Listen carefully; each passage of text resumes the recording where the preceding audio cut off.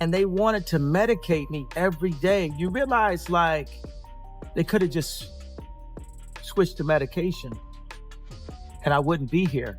And on the news, they would have said it was because of a mental issue, right? Something's awful, because the Kanye we've been seeing in the spotlight might not be the real Ye at all. And now Joe Rogan just dropped a wild bombshell that's got the internet spinning. He straight up said there's a clone of Kanye West out here walking around, and the crazy part, people actually believe it. They tried to medicate me. I was exhausted. They wrongly diagnosed me. And when I asked them, how much lithium did you want to put me on exactly? It took them 4 days to answer because they were embarrassed about the amount, right? And I refused to take this, right? You understand that if I had taken the medication, I would not be here, and it would have been, oh, he was deeply troubled. We miss him. We love his music, though. For years, the street's been whispering about clones, handlers, and wild Hollywood switch-ups. Folks saying the real Ye vanished somewhere, lost, hidden, maybe even dumped, while a double, or something even deeper, took his place on stage and red carpets. When those clips hit the internet, the comment sections exploded. Everyone was asking, is that really Ye? But let's not act like this came out of nowhere. Kanye himself told us a long time ago that something wasn't right. He spoke about his so-called handler trying to load him up with lithium, heavy doses, the same type they allegedly gave Britney Spears and even Michael Jackson. And we all saw what that did to them. It wasn't therapy, it was sedation. Pure control disguised as help. When you start connecting those dots, it doesn't look like mental health treatment anymore. It starts looking like a weapon used to silence people who know too much. Then comes the name Harley Pasternak, Kanye's former trainer.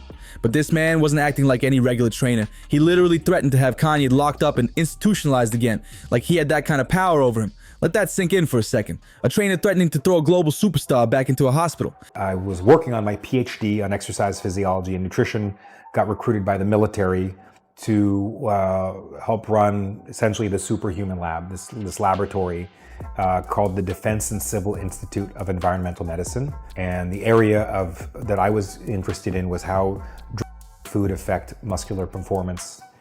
And when you say, so that like performance enhancing drugs, are they? All kinds of drugs. Oh, right, okay. So working for the military, I wasn't governed by the same laws that the typical person was, so I could look at the impact of certain drugs that are not. That's not normal behavior. That's control. And what did the media do? They swept it under the rug like it was no big deal. That's when the streets started saying, nah, something foul is happening behind the scenes. Because when people with that much influence can vanish or get replaced overnight, you gotta wonder who's really pulling the strings. When people started really digging into Harley Pasternak's background, things went from weird to downright chilling, because what they found wasn't gossip. It was right there in his history. Before becoming a celebrity trainer, Harley worked for the Canadian military, where he was involved in psychological operations research. Yeah, that means he literally studied how drugs and behavioral conditioning could shape or control people's actions. This ain't rumor, that's his actual resume, and he's been pretty open about it. But once folks lined that up with the list of stars he's worked with, things got spooky fast. See, a lot of the celebs connected to him either had public breakdowns or ended up gone under mysterious circumstances.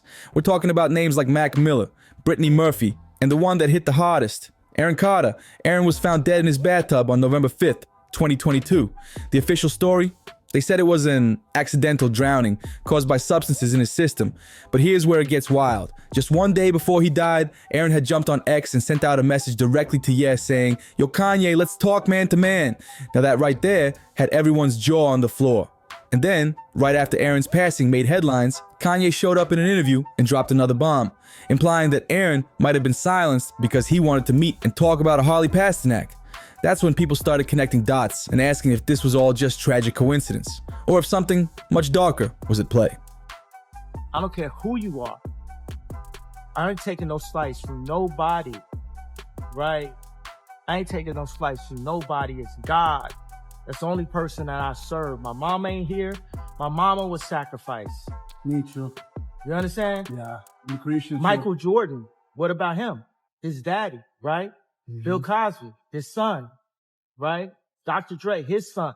You know, out in Hollywood, a lot of people come up missing. Feels like it might be a lot of that in order to control, traumatize. They want to monetize and traumatize. They try to suppress you, but that's how they try to categorize. They can't control me. You get what I'm saying? They can control Shaq. They could control Charles Barkley. They could control LeBron James. They can control Jay-Z and Beyonce. But not you, man. But they can't control me. Kanye once said something that sent chills down everybody's spine. He said if anything ever happened to him, it'd be written off as Ye's mental health. He even mentioned names like Michael Jackson, JFK, and Aaron Carter, the same Aaron who wanted to talk to him about Harley Pasternak. He basically warned the world that if something went down, that's exactly what they'd say. Oh, Kanye lost it again. But the real question people are asking now is, what are they really doing to Kanye behind closed doors? Even if that random homeless-looking guy people spotted isn't him, one thing's for sure. The Kanye we see today ain't the same Ye from a few years back. You can't just chalk that up to bipolar disorder. Something shifted, something deep.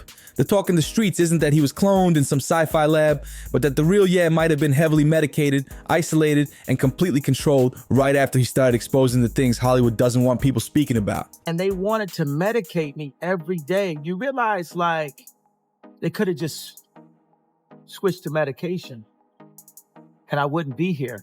And on the news, they would have said it was because of a mental issue. He was calling out big names, major systems, and dark secrets, and that's when the weird stuff started happening. Then came the moment that still creeps people out.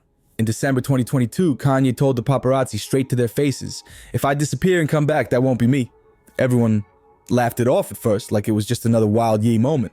But then, out of nowhere, boom, he vanished, completely gone for 2 weeks. As for Ye, well, we haven't seen him really since all the anti-Semitic rants and all those interviews he was doing. He's been hanging around with Nick Fuentes. disappeared for a couple of weeks. Really laid low. Well, he resurfaced in Beverly Hills. He was not solo though. He was with a woman, a blonde woman, and that's all we can tell you about her because one, we didn't get a really good look at her. No one knew where he was. Not his team, not the media, not even the people closest to him. And when he finally reappeared, something about him was different. This new Ye was quiet, calm, robotic almost. He was suddenly walking around Beverly Hills with a mystery blonde named Bianca, someone nobody had ever heard of before. And then just days later, the bomb drops. Reports say they're married, just like that. No buildup, no backstory, no explanation. Just a new wife, a new look, and a whole new Kanye. It felt like the switch had been flipped overnight. And that's when people started whispering. Maybe the real Ye never came back. One moment, Kanye was out here on his knees begging Kim to take him back, pouring his heart out in public. Please. No, you got the shot, but I'm saying It was not good. I respect you. It's like, that's my thing. It's like, you don't even know. Y'all just jump up on people like this, and it's just like. I apologize if I caused you trouble, and you told me to stop, and I stopped. Then suddenly, boom, he flips like someone hit a light switch. The timing was just too clean to ignore. All of this went down right after he got blacklisted for calling out the big names in the industry, the power players behind the curtain. He lost massive brand deals, got wiped off social media for a minute, and went completely radio silent. Then when he finally popped back up, something fell off. The Kanye who came back didn't walk, talk, or move the same. He wasn't cracking jokes with the paparazzi anymore. He wasn't fiery or unpredictable like before. Instead, he was calm, too calm, speaking sharp, measured, almost programmed. It was like someone pressed the reset button on him. People started looking around like, hold up, that's not the same Ye. And from there, the clone talk exploded. I think he's gonna stay off his medication. I think when he puts on his medication, he can't be creative. I think part of his thing. The streets turned into detectives overnight, replaying every interview, every clip, every public sighting frame by frame. Because when you piece it all together, the heavy lithium rumors, the strange public appearances, the lookalike theories, the deaths that don't add up, and those shadowy handlers, it stops looking like chaos and starts looking like a playbook designed to control, reset, or replace anyone who steps too far out of line. And let's keep it real. It's not even a secret that Hollywood got people whose entire job is to keep stars quiet and check and compliant. It's about control, image, and silence. And Ye might have been the one who pushed too far to ever come back the same. Out here in the industry, there's one rule that everyone knows, but nobody dares to say out loud. You can talk about anything, except the system itself. You can speak on beef, drama, cheating, even crime. But the second you start exposing how things really work behind those Hollywood walls, or who's allegedly pulling the strings, that's when you cross the line. And yeah, he didn't just cross it, he broke it wide open. He exposed the game, called out the hidden power moves, and for that, he became a target. So when fans started seeing that viral clip of a homeless Kanye sitting alone on a bench, people froze. They started asking, what if that's the real Ye? What if the real one got pushed aside while the calm, polished version is just a replacement made to keep the show going? It sounds wild, but when you line up the timeline, it starts hitting different. The lithium prescriptions, the handler threats, that eerie personality shift, and those 2 mysterious weeks where he disappeared, it all paints a whole new picture that's too strange to ignore. Even Joe Rogan spoke on it, hinting that something just doesn't add up. And the online community, they've been loud. One person commented, "Definitely a clone." Another said, "So that's why Kim left him and wouldn't let him see his kids, because that's not Kanye." Whether that's real or not, nobody can deny. The timeline looks suspicious. So now, the real question is, what actually went down during those 2 missing weeks? And is the man we see today really Kanye, or a completely rebuilt version of him, shaped by forces we can't see? Drop your thoughts in the comments below, and let's keep this conversation rolling. And don't forget to hit that like, share, and subscribe button for more deep dives straight from the streets. I'll catch you in the next one.